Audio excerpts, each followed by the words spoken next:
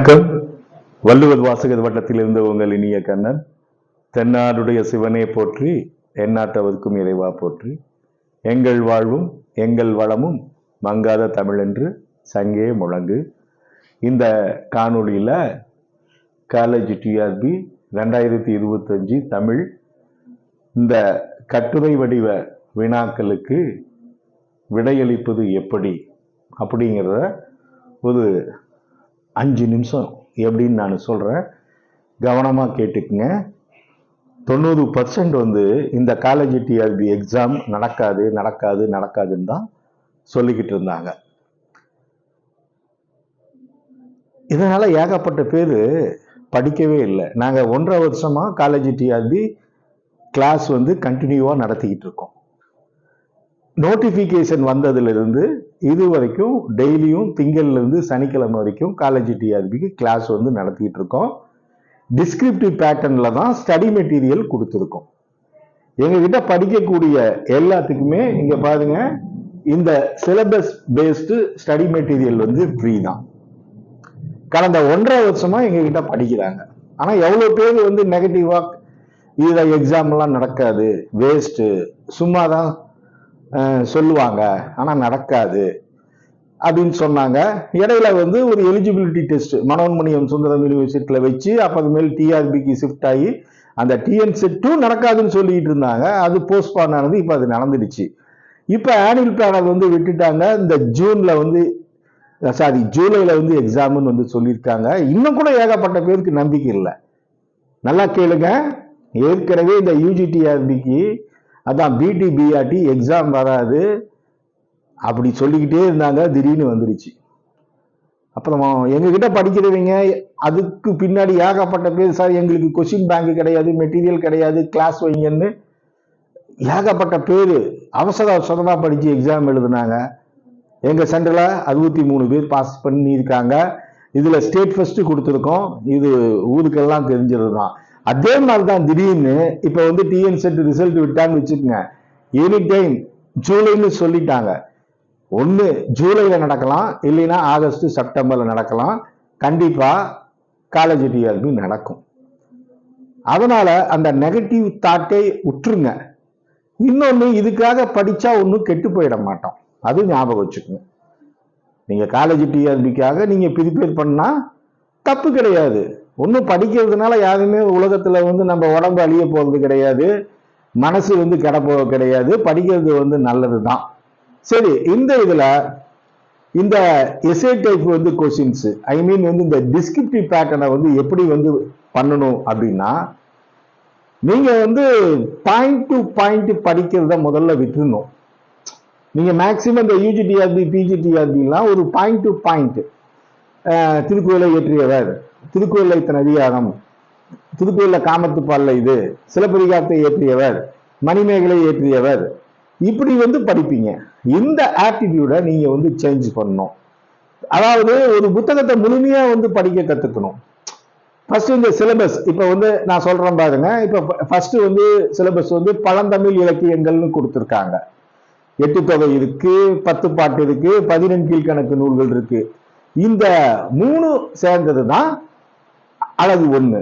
இந்த அழகு 1க்கு உங்ககிட்ட என்னென்ன புத்தகம் இருக்குன்னு பார்க்கணும். நான் ஒவ்வொரு அழகுக்கும் இந்த காலேஜ் டிஆர்பிக்கு எந்தெந்த புக்கு சூட் ஆகுன்னு அடுத்த வீடியோவில் ஃபுல்லாகவே நான் போடுறேன். 10 யூனிட்டுக்கும் அதில் பார்த்து தெரிஞ்சுக்குங்க. இந்தந்த புக்கு இருக்கா அப்படின்னு பார்க்கணும். சார் தயவு செய்து சொல்கிறேன், இலக்கிய வரலாறை வச்சுக்கிட்டு ஒன்றும் பண்ண முடியாது. 4 புத்தகம் வச்சிருக்கேன், 5 புக்கு வச்சிருக்கேன் அப்படின்லாம் ஒன்றும் பண்ண முடியாது. நீங்கள் அழகு 10ன்னா அட்லீஸ்ட் என்கிட்ட 165 புத்தகத்தை வச்சு நான் காலேஜ் டிஆர்பிக்கு சொல்லி கொடுக்குறேன். வேணா எங்க ஆபீஸ் சேலம் தான், வாங்க, எல்லா புத்தகத்தையுமே காட்டுறேன்.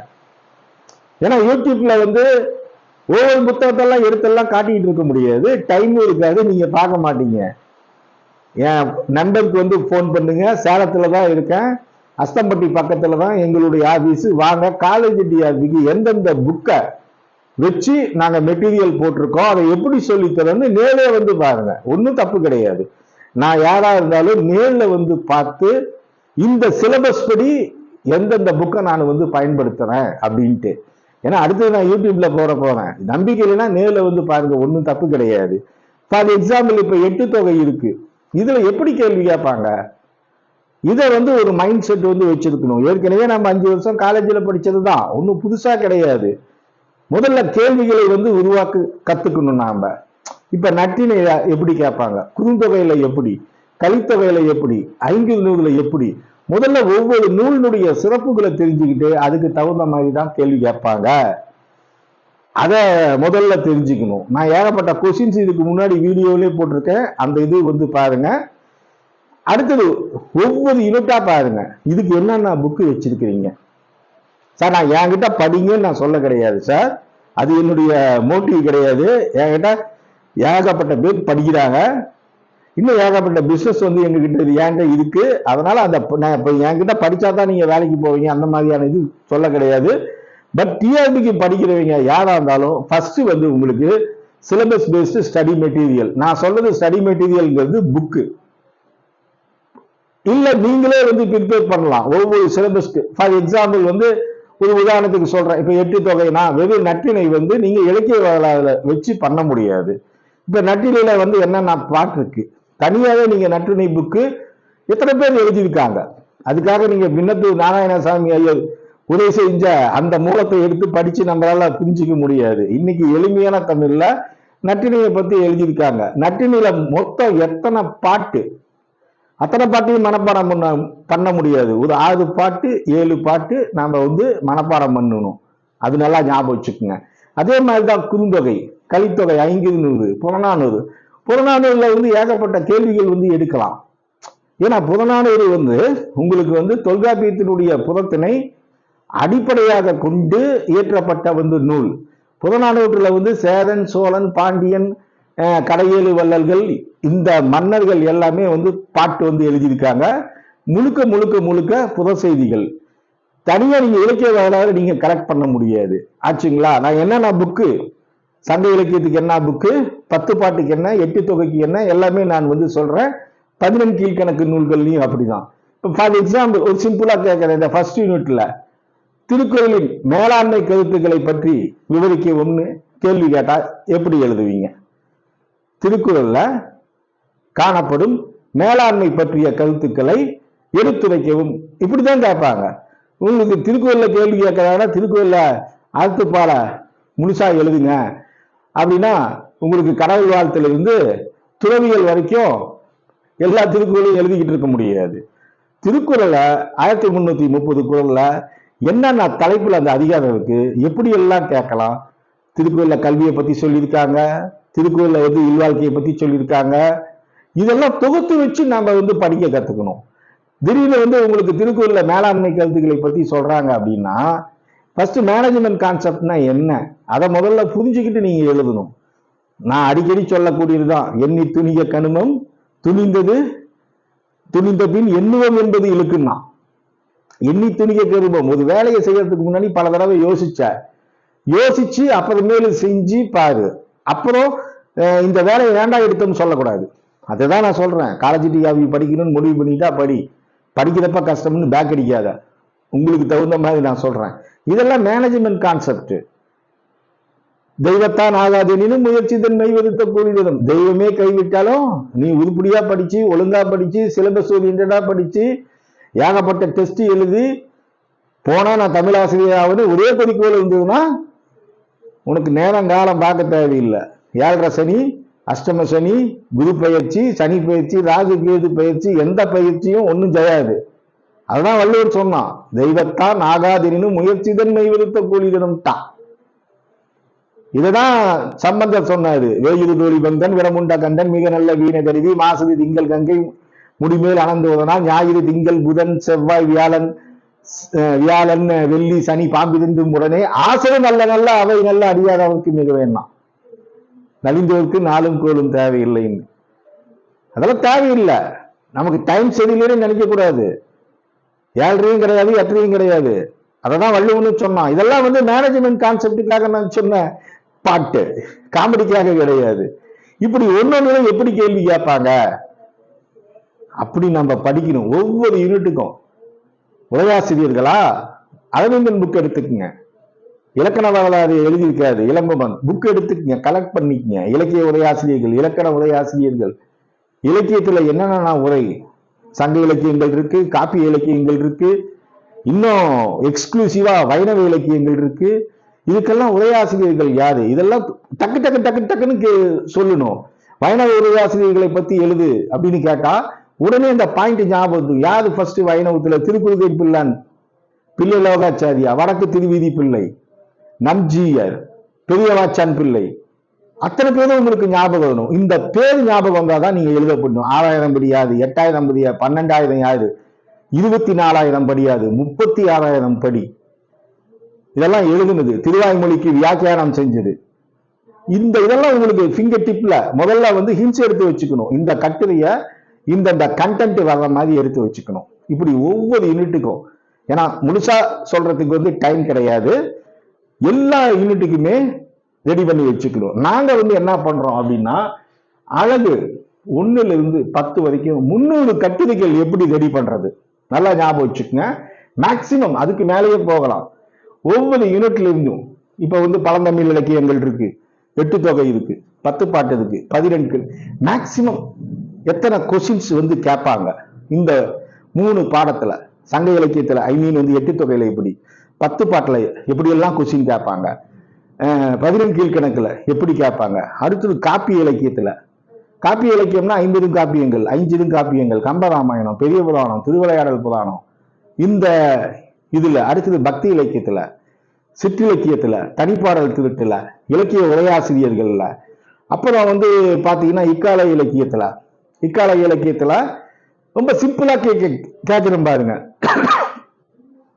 நான் ஒரு கேள்வி சொல்றேன், யாராச்சும் இதுக்கு ஆன்சர் பண்ணுங்க பார்க்கலாம். தமிழில் நனவோடை உத்தி எந்தெந்த நாவல்களில் அதிகமாக பயன்படுத்தப்பட்டு உள்ளது என்பதை விவரிக்கணும்னா ஃபர்ஸ்ட் நனவோடை உத்தினா என்னன்னு தெரியணும்.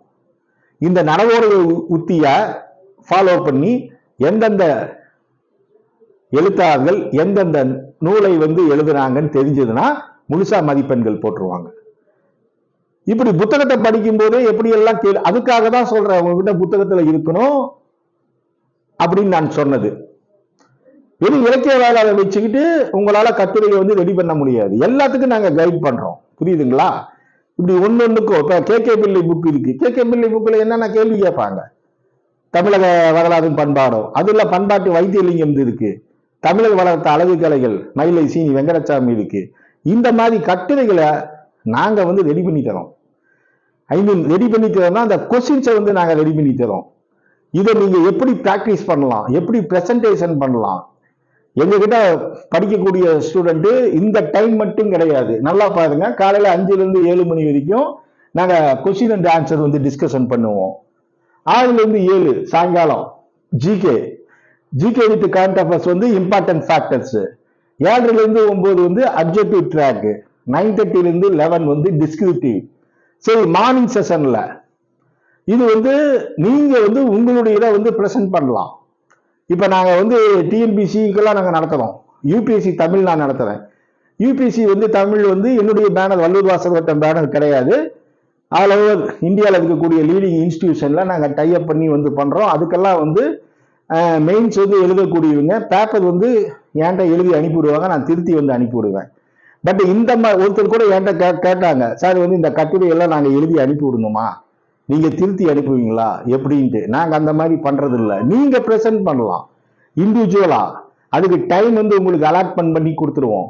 காலையில 10 மணில இருந்து ஈவினிங் 4 மணிக்குள்ள ஒரு நாளைக்கு 2 மணி நேரம் கிட்டத்தட்ட 3 பேர் டைம் போட்டு கொடுத்துருவோம். நீங்க என்னென்ன படிச்சீங்க அதை நான் ஸ்பாட்லேயே கொடுத்துருவேன். ஃபார் எக்ஸாம்பிள் நீங்க ஒரு கட்டுரை, ஃபார் எக்ஸாம்பிள் பாரதியாருடைய பாடல்களில்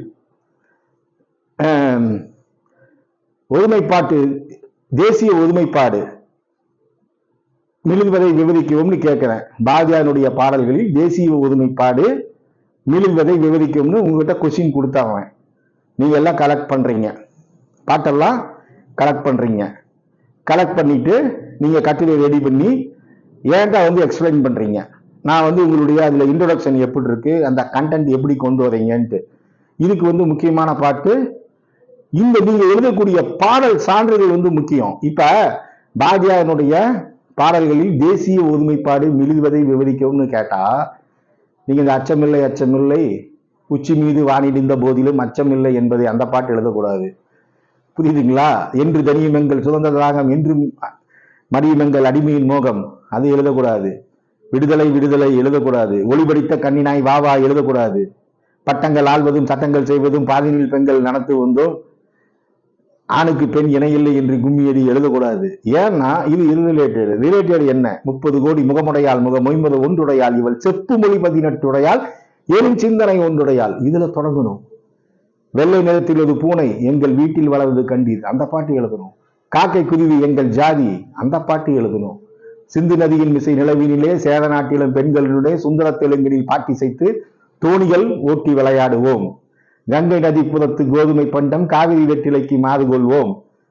இந்த பாட்டு எழுதணும். புரியுதுங்களா? சந்திர மண்டலத்தியல் கண்டு தெளிவோம் சந்தித்தது பெருக்கும் சாத்திரம் கற்போம். இதெல்லாம் ஒருமைப்பாட்டை வந்து விளக்கக்கூடிய பாட்டு. அதுக்கு இதெல்லாம் நீங்க எழுதி கொடுத்தீங்கன்னா இது ரைட்டு இப்படியே ரெடி பண்ணிக்கங்க. ஏன்னா கட்டுரையை வந்து மனப்பாடம் பண்ண முடியாது சார். நான் உங்களுக்கு வழிகாட்டுவேன். நீங்க எழுதி உங்களுக்கு எல்லா யூனிட்டுக்குமே நீட்டா டிஆர்பி ஆரம்பிச்சா கொஸ்டின் கொடுக்குறாங்க, கடகடகடன்னு எழுதிட்டு வந்துடுறீங்க. அவ்வளவுதான். ஒரு 10th பையன் +2 பையன் 450 மார்க் எப்படி எடுக்கிறான்னா நினைவாற்றல் அதிகம் இருக்கும், தொடர்ந்து பயிற்சி. இந்த பயிற்சி தான். படிப்பு என்பது வேறு, பயிற்சி என்பது வேறு. நாங்க கொடுக்கறது பயிற்சி. எங்களுடைய பயிற்சியில நீங்க தொடர்ந்து பயணித்தா கண்டிப்பா நான் எழுதியிருக்கேன் பாத்தீங்களா, நீங்களும் கல்லூரி உதவி பேராசிரியர் ஆகலாம். இதுல எந்த விதமான மாற்று கருத்தும் கிடையாது. காலேஜ் டிஆர்பிக்குனாவே எக்ஸ்க்ளூசிவா வள்ளுவர் வாசகர் வட்டத்துல நாங்க ஒரு டீமே செட் பண்ணிருக்கோம். எங்ககிட்ட யூஜி டிஆர்பியில செலக்ட் ஆனவங்க, பிஜி டிஆர்பியில செலக்ட் ஆனவங்க யார் யார் வந்து யூஜிசி நெட் பாஸ் பண்ணியிருக்காங்க. இந்த டிஎன் செட்ல 150க்கு மேல, நான் சொல்றது 300க்கு 150 168 170 180 வரைக்கும் மார்க் எடுத்திருக்காங்க எங்களுடைய டிஎன் செட்டுக்கு படிச்சவங்க. இத்தனை பேத்துல